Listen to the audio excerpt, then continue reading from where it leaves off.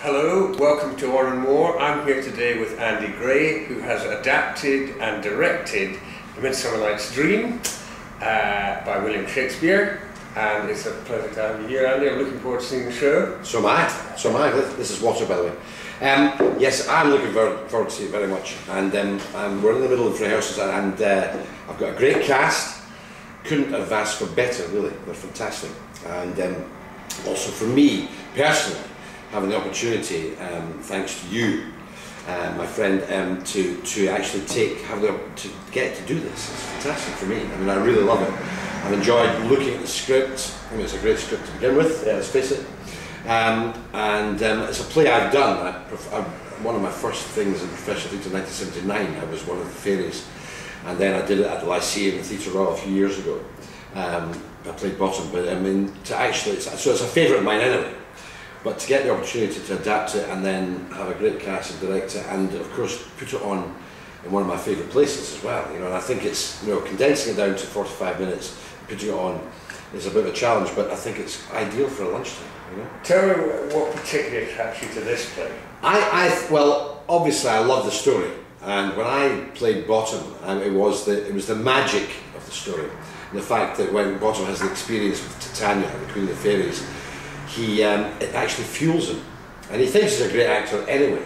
But because of this experience, he thinks it's even stronger, and that was the kind of basis for this. That's the kind of the idea behind it, and I just think it's funny. I think it's funny that all, you know, this bad actor stuff, you know. But I think I love the magic of it and the love story. You know, it really is about love, and so it's got love, bad acting and magic. Yes, a bit like life. A bit like my life. But yes, we have magic, because Puck, we have, he's a magical, obviously, and he's not so much a sprite of the forest, because we've got Jordan Young. Yeah. You know, I'm not saying he couldn't be a sprite, but so he's more of a malevolent conjurer. He conjures our whole lunchtime at Or and More, and it's very much set in Or and More of a lunchtime. And Titania? Titania, we have Mel Goodrich, who's fabulous.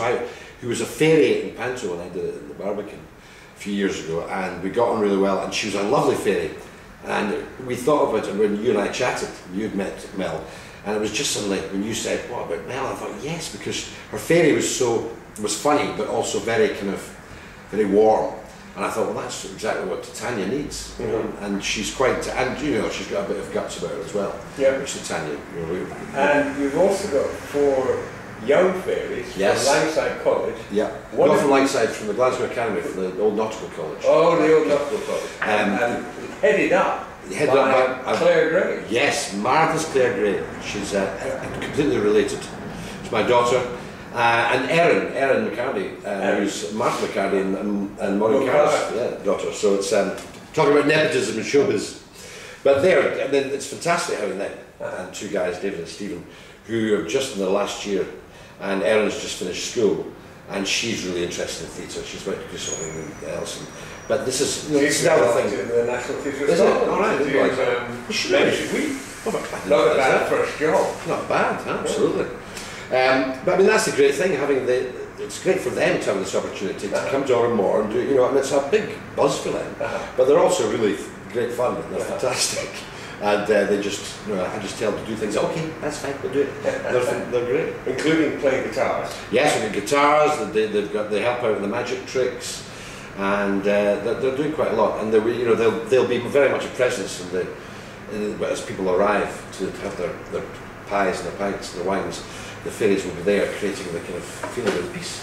Andy, I know you've directed before, but you're better known as an actor. Yeah. Tell me, why is it you turned to directing? Because I've learned a lot, because I've been very lucky over the years. I've worked with lots of good directors, really good directors, and I've learned a lot from them.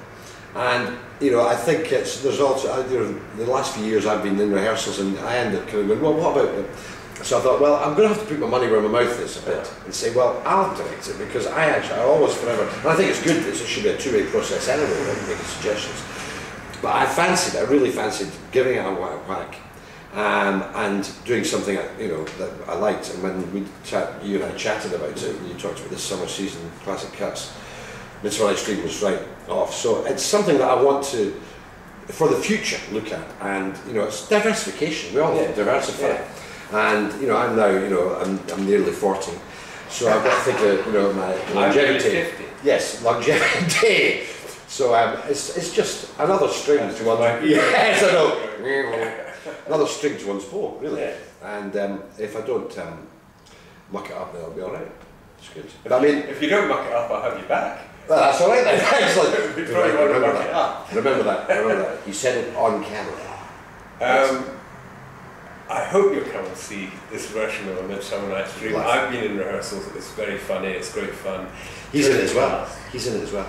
Actually, guest starring David McLennan. For seconds. You'll be glad to hear.